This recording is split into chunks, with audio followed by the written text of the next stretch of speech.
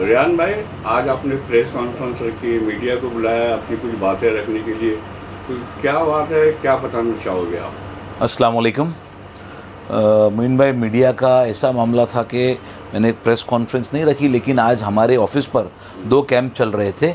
एक था Hakim Ajmal Khan hospital, TMC hospital जो है, यहाँ पर से ऑपरेशन के कैंप थे कि जितनी भी सारी सर्जरीज थी, चाहे वो न्यूरो हो, नेफ्रो हो, ऑर्थो हो, गनाइक और जितनी भी सारी दीगर सर्जरीज थी, उसका एक कैंप रखा गया था ताकि जो हमारे रशीद कंपाउंड के लोग हैं, Rashid compound, jubilee park, Hashmat Chowk, Hashmat park, सारी जगह के जितने भी हमारे पब्लिक हैं, उनको जो दिक्कतें आ रही थी, उनका आज रजिस्ट्रेशन था ऑफिस पे। अल्हम्दुलिल्लाह 100 से 150 लोगों का रजिस्ट्रेशन हुआ और हमारे को अल्हम्दुलिल्लाह 25 से ज़ायद पेशेंट्स पॉजिटिव मिले, जिनकी दीगर टाइप की सर्जरियाँ थी, किनकी आर्थोपेडिक सर्जरीज थी, किनकी सर के कुछ स्कल के मामले थे, ENT की सर्जरीज थी। तो अल्हम्दुलिल्लाह हमारे लोग ज़्यादा से ज़्यादा रशीद कंपाउंड के मुकामी लोग इस चीज़ का फ़ायदा उठा सकें, इस मुतालिब यहाँ पर लोकल लोगों को दूर जाना नहीं पड़े, इस मुतालिब ये कैंप का आयोजन किया गया था। और कैंप का टाइमिंग क्या था रेहान भाई? मोइन भाई, कैंप का टाइम था सुबह 11 बजे से लेकर शाम में 4:30 बजे तक, आज भी था। और मैं आपके ज़रिए बताते चलूँ सबको एक अवेयरनेस मोड पर कि ये इंशाअल्लाह ये कल भी रहेगा 11 बजे से लेकर 4:30 बजे तक के लिए।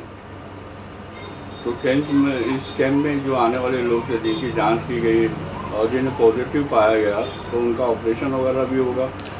जी मोइन भाई, ये कैंप इसी निस्बत से रखा गया था कि सारे लोग जिनके लिए पॉजिटिवनेस थी, अब कैसा रहेगा कि ये पूरा एक प्रोसीजर है, इनका फिटनेस सर्टिफिकेट रहेगा, इन्वेस्टिगेशन का पार्ट है। लेकिन मैं आप के ज़रिए ये बताता चलूँ कि जितनी भी सारी चीज़ें थी, इसके अंदर जो लोगों से, जो हमारा हॉस्पिटल से जो हमारा मुआहदा या जिस तरीके से बातें आगे बढ़ी हैं कि पूरे प्रोसीजर के लिए, चाहे वो इन्वेस्टिगेशन ब्लड का हो, चाहे किसी भी चीज़ का, चाहे हॉस्पिटल के अंदर जो फिटनेस टेस्ट होते हैं, ये सारा, इवन सर्जरीज़, ये सारी चीज़ें फ्री ऑफ कॉस्ट रहेगी इंशाअल्लाह।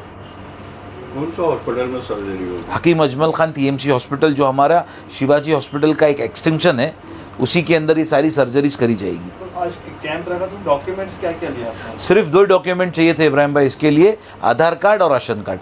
जिनके पास अगर ये नहीं भी है, किसी दिक्कत आ रही है या कभी कुछ कोई प्रॉब्लम है, जैसा कि है उनके पास और अवेलेबिलिटी नहीं है, तो उनके लिए भी हमने रजिस्ट्रेशन कर लिया है और उनको एक टाइम अलॉट किया गया है 1 हफ्ते का। अगर वो उनके पास फिल वक्त नहीं है, लेकिन अगर वो बाद में प्रोड्यूस कर सकते हैं, तो उनको भी हम लोग वो लिस्ट के अंदर शुमार कर लेंगे। कुछ लोग ऐसे जो यहाँ पे रहते हैं लेकिन वो उनके एड्रेस बॉम्बे का है, तो उनके लिए क्या है? देखिए, बॉम्बे का है तो उसके लिए हम लोगों ने 1 हफ्ते का वो दिया है। अगर वो कट करा के अपने राशन कार्ड से नाम ले आएंगे, तो इंशाल्लाह मैं 2 ही दिन के अंदर उनका यहाँ पर नया राशन कार्ड में नाम चढ़वा दूंगा। रेहान भाई, अस्पताल की बात हो रही है, हकीम अजमल खान जी, तो जैसा कि आप सब, हम जितने लोग यहाँ बैठे, सबको पता है कि मुमरा में कुछ भी अगर मामला होता है, कुछ भी हादसा होता है किसी के साथ में, जिसकी वजह से पुलिस चौकी जाना पड़ता है, तो वहाँ पे MLC की चिट्ठी दी जाती है और कहा जाता है कलवा शिवाजी जाओ, वहाँ से करा के लाओ जी। वो डॉक्यूमेंट्स मान करके आगे FIR की प्रक्रिया चलती है। तो क्यों ना हकीम अजमल खान में वो MLC की चिट्ठी लेकर के लोग जाए और अपना इलाज करा के वहाँ पे FIR दर्ज कराए, ताकि लोगों का जो चक्कर है 4-5 घंटे का, वो बच सके। और जब हकीम अजमल खान म्यूनसिपालिटी हॉस्पिटल है जी, तो एक अलग से उधर पे MLC की सुविधा शुरू की जा सकती है, पब्लिक को बहुत फायदा होगा इससे। भाई आपका बहुत अच्छा सवाल है और ये जायज़ तौर पर होना चाहिए कि जितने भी मुमरा कौसा के मुकामी लोग हैं, जिनको कलवा जाना पड़ता है और MLC के लिए रिपोर्ट लेके रिटर्न आना पड़ता है, अगर ये फैसिलिटीज़ शुरू हो जाएगी तो इंशाल्लाह बहुत लोगों को फ़ायदा होगा। लेकिन जैसे कि ये नया स्टार्टअप है, हॉस्पिटल एकदम से पहले से नहीं था, बहुत सारी चीज़ें थी। जैसा डायलिसिस यूनिट आया, उसके बाद में सर्जरीज़ के अंदर पहले हमारे पास हाइड्रोसील की और हर्निया की थी, अब दीगर सर्जरीज और बढ़ चुकी है। अभी हमारे पास ऑर्थो की, हमारे कुछ लोग हैं उनका नी रिप्लेसमेंट भी हुआ है और एंजियोग्राफी, एंजियोप्लास्टी भी हो गई है। तो जैसे जैसे वक्त के साथ में हम आगे बढ़ते जा रहे हैं, बहुत सारी चीज़ें इसके अंदर शुमार हो चुकी है। और अल्लाह ने चाहा तो आपका बहुत अच्छा मशवरा है सवाल के तरीके से, इसको भी इंशाअल्लाह हम लोग इम्प्लीमेंट करने की कोशिश करेंगे कि जो भी मुमरा के लोग हैं, जिनका टाइम और एफर्ट वेस्ट होता है यहाँ से शिवाजी हॉस्पिटल जाने में और वहाँ से आने में तकरीबन 2 से 3 घंटे लग जाते हैं, तो ये बहुत अच्छा सजेशन है। इसके ऊपर इंशाअल्लाह हम लोग मंडे को ही ये एक उसको पूरा प्रस्ताव बनाकर इंशाअल्लाह हम लोग कमिश्नर साहब से मिलेंगे और ये उनको एक रिक्वेस्ट करेंगे कि सर अगर वो चीज़ उसका एक्सटेंशन होने के बावजूद यहाँ पर नहीं है तो वो फैसिलिटी भी स्टार्ट करी जाए इंशाअल्लाह। रेहान भाई, जैसे कि आपने शुरू में बताया था कि कल भी आपकी ऑफिस के ऊपर कैंप ये लगेगा जो आज लगा था, तो उसको लेके आप जनता से क्या अपील करना चाहेंगे कल लगने वाले कैंप को लेके? मैं आप सारे सहाफ़ी हजरात के मीडियम से ये सबको अवेयरनेस का एक मैसेज देना चाहता हूँ कि हमने ये जो शिवाजी हॉस्पिटल है, एक्सटेंशन है हकीम अजमल ख़ान टीएमसी हॉस्पिटल, ये कैंप सिर्फ हमने इसीलिए लिया कि दीगर वक्त जो कैंप होते थे सर, ये ऐसे होते थे कि ब्लड इन्वेस्टिगेशन का कैंप, डायबिटीज़ का कैंप, लेकिन जहाँ पर ज़रूरत की चीज़ होती थी, जहाँ पर सबसे ज़्यादा पैसा लगता था, वो सर्जरीज़ थी। चाहे वो ऑर्थोपेडिक सर्जरीज़ हो, चाहे वो हार्ट की हो, चाहे वो कार्डियोवैस्कुलर हो, इसके बाद में चाहे वो गैनाक की किसी भी हिस्टेक्टमी हो, LACS हो, तो सबसे ज़्यादा इब्राहिम भाई पैसा वहीं लगता था। और आपके माध्यम से मैं ये बोलना चाहता हूँ कि जितनी भी सर्जरीज़, जितने भी पेशेंट्स हमारे इधर पे रिकॉर्ड हुए, दर्ज हुए, जिनको यहाँ पर से अपॉर्चुनिटी मिलेगी, ये सारी सर्जरीज़, इसके सारे इन्वेस्टिगेशन और इसके सारी जाँच टोटल 100% फ्री रहेगी इंशाअल्लाह। हकीम अजमल खान अस्पताल में पानी की बहुत तकलीफ चल रही है, किल्लत चल रही है, आम आदमी पानी को लेकर के वहाँ बहुत परेशान है। और जिसकी आप अभी ये करवाए, मेडिकल कैंप अरेंज करवाया आपने, लोगों को फ़ायदा होगा, लेकिन जब बेसिक सुविधा ही उसमें उपलब्ध नहीं है तो कहाँ तक के फ़ायदा करेंगे आप? और इसकी मांग करके वो पानी की दुविधा जो चल रही है उसको ख़त्म क्यों नहीं करवाते? देखिए, रशीद कंपाउंड का एक इलाका है, मैं जहाँ तक के पानी का, तो बहुत सारी चीज़ें आहिस्ते आहिस्ते यहाँ पर मुकम्मल हो गई। पानी की भी दिक्कत मेरे काफ़ी प्रभाग में थी, लेकिन अल्हम्दुलिल्लाह अल्लाह के करम से रफ्ता ये चीज़ों पे कंट्रोल आया। अब एक हॉस्पिटल का जो मामला है, यहाँ पर हमारे भी कान पे आता है कि टैंकरों से पानी आ रहा है, पानी जो जितना लगना चाहिए, जितनी ज़रूरत है, उतना मुहैया नहीं किया जा रहा है कॉरपोरेशन द्वारा। तो इंशाअल्लाह जैसा आपने बताए, उसके अंदर भी काम करने की मैं कोशिश करूंगा। और जो ज़िम्मेदार हमारे अधिकारी है, जो हमारे मुमरा प्रभाग समिति के एग्जीक्यूटिव वाटर के इंजीनियर है कुलकर्णी साहब, उनके माध्यम से और सारे लोगों के माध्यम से इंशाअल्लाह ये आवाज़ और ये जो ज़रूरत की चीज़ है, क्योंकि पानी एक बुनियादी ज़रूरत है, और इंशाअल्लाह इसको भी करके पानी की पूर्ति करी जाएगी इंशाअल्लाह। रियान भाई, आज आपने कुछ वैकेंसी भी निकाला है, बता रहे थे कि कुछ नौकरी भी दे रहे नौजवानों को, लेडीज़ों को, उसके बारे में क्या कहना चाहते हैं? एक ब्लिंकिट नाम की कंपनी है कोनी गांव में, उनके पास जॉब अपॉर्चुनिटीज़ थी और उसके क्राइटेरिया जैसा कि जॉब कैंप और रोज़गार मेले तो बहुत लगते हैं, लेकिन उसके अंदर बहुत सारे क्राइटेरियाज़ होते हैं कि कहाँ पर ग्रेजुएशन कंपलसरी होता है, 12th कंपलसरी होता है। तो ये सर कंपनी के अंदर ऐसा था कि आदमी अगर उसको सिर्फ पढ़ना ही आता है, जैसा कि हम लोग आज के व्हाट्सअप चैटिंग होती है, जैसा हमारा मैसेजेस आदमी टाइप करता है या पढ़ लेता है, तो अगर उतना भी वो पढ़ के एलिजिबल है तो उसको जॉब मिल जाएगा, उसको काम करने का मौका मिल जाएगा। पिकअप एंड ड्रॉप फैसिलिटी थी ब्लिंकिट कंपनी की तरफ से, वहाँ पर 10 रुपये में पेट भर कर खाना था दोपहर का, ओवर टाइम की फैसिलिटी थी, और जो एम्प्लॉय वहाँ पर लग जाता है, जो सिलेक्ट हो जाता है, उनकी और उनके बच्चों के लिए मेडिकल फैसिलिटीज़ का भी उन्होंने जिम्मा उठाया था। तो एक बहुत अच्छा अपॉर्चुनिटी था। तो मैंने सोचा कि इस अपॉर्चुनिटी का क्यों ना रशीद कंपाउंड और सारे लोग, जुबली पार्क से स्टार्ट करता हूँ, जुबली पार्क, देवरीपाड़ा, हशमत चौक, हशमत पार्क, रशीद कंपाउंड, सारे लोगों को हमने ये बताया। और इंशाअल्लाह कल भी रहेगा, 3 से 4 कैंप और रहेंगे। और हमारा जो हकीम अजमल ख़ान साहब टीएमसी हॉस्पिटल है, इसके अंदर भी इंशाअल्लाह ये सारे, सिर्फ ये आज और कल के लिए नहीं है, ये हमारे एंड ऑफ अक्टूबर, नवंबर, दिसंबर, ये 3 महीने लगातार कैंप रहेंगे। तो ज़्यादा से ज़्यादा जो हमारे मुकामी लोग हैं रशीद कंपाउंड के, मैं उनसे रिक्वेस्ट करूंगा आपके मीडियम से कि आएँ और इस कैंप का, फैसिलिटी का फ़ायदा उठाएँ। अल्हम्दुलिल्लाह। रियान भाई, हकीम अजमल खान हॉस्पिटल में 12 साल से कम बच्चों को एडमिट नहीं किया जाता, उनके लिए कोई इलाज नहीं है, उसके लिए क्या करें? सर, मुझे भी ये चीज़ का इल्म है, लेकिन जो पीडियाट्रिक सर्विसेज है या जो फैकल्टी है वो पूरी तरीके से एक्टिवेट नहीं है।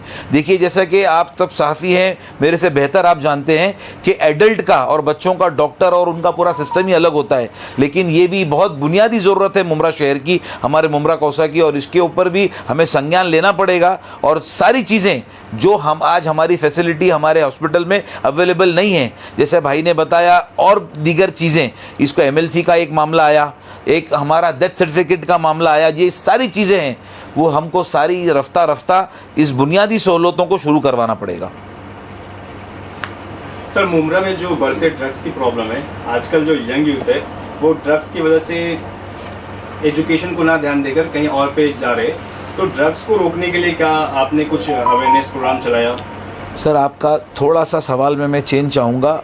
अगर बच्चा एजुकेशन से टिल्ट हो जाएगा तो वो ड्रग्स की तरफ जाएगा। अगर वो एम्प्लॉयमेंट से टिल्ट हो जाएगा, यानी बेरोजगारी का मादा अगर बढ़ जाएगा, तो वो ड्रग्स की तरफ जाएगा। आपकी बात सही है कि हमारे यहाँ पर ड्रग्स का प्रॉब्लम है और उसके हल करने के लिए हमने बहुत सारी दीगरें कोशिश भी करी, लेकिन आपको ये फैक्ट बताना पड़ेगा, मुझे और आपको दोनों को एक्सेप्ट करना पड़ेगा कि ये प्रॉब्लम है और हमने इसके ऊपर बहुत तरीके से काम किया। अभी भी हमने सीनियर साहब से मिल के इससे गुजारिश करी कि जिस जिस इलाकों में और जिन जिन इलाकों में हमने उसको नोटिफाई किया है, उनको संज्ञान में लेते हुए हमने लेटर के द्वारा, रिक्वेस्ट के द्वारा किया है। लेकिन क्या है, ये प्रॉब्लम जो है ये वन वे प्रॉब्लम नहीं है, ये दोनों तरीके से होना चाहिए।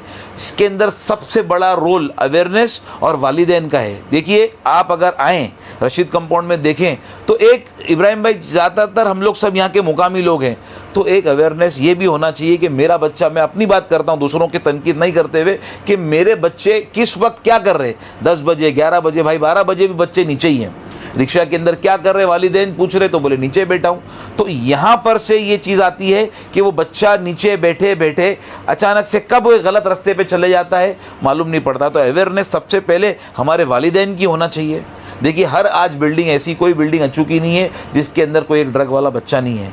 तो हमें फ़िक्र ये करनी पड़ेगी कि हमारी सोसाइटी के अंदर ये क्यों हो रहा है कि बच्चे ज़्यादा से ज़्यादा रुजू ड्रग्स की तरफ हो रहे हैं। तो इसका मेरे को जो कॉज समझ में आ रहा है, अनएम्प्लॉयमेंट और लैक ऑफ एजुकेशन। इंशाल्लाह इस पर भी काम हो रहा है और अल्लाह ने चाहा तो हम ये इसको बंद करने की पुरजोर कोशिश करेंगे इंशाल्लाह। जब ये बात निकली है ड्रग्स की और बच्चों को कंट्रोल करने की, तो हमारे रशीद कंपाउंड में होटल, चाय के होटल और चाइनीज़ के होटल रात भर चलते रहेंगे तो बच्चे कहाँ तक कंट्रोल करेंगे? सर, मैंने पुलिस डिपार्टमेंट में पत्र द्वारा ये चीज़ उनको सूचित कराई है। और वहीद भाई, आपका बहुत अच्छा सवाल है कि होना भी ये चाहिए कि 12 बजे 11 बजे एक टाइमलाइन सेट होनी चाहिए, एक डेफिनेट टाइमलाइन। और जो सारी होटल्स है, सारे रेस्टोरेंट्स है, सारी चाय की टपरियां हैं और जहाँ जहाँ पर पब्लिक गैदरिंग है, ये सारी चीज़ें 11 बजे के अंदर। आपका सब बहुत अच्छा सवाल है जो कि रशीद कंपाउंड इससे जूझ रहा है। तो इंशाल्लाह अल्लाह ने चाहा तो मैं मंडे के दिन ही इसके ऊपर एक लेटर तैयार करके हमारे मुमरा के सीनियर साहब से मिलूंगा और इंशाल्लाह उनको सूचित भी करूंगा, रिक्वेस्ट भी करूंगा और उनसे ये भी एक आश्वासन लूंगा कि सर, इसके आगे सारे रेस्टोरेंट्स, सारी पब्लिक गैदरिंग की जो जगह है जहाँ पर लोग इकट्ठा होते हैं, जहाँ नौजवान बैठते हैं, वो 11 बजे सारी सर्विसेज बंद हो जाना चाहिए।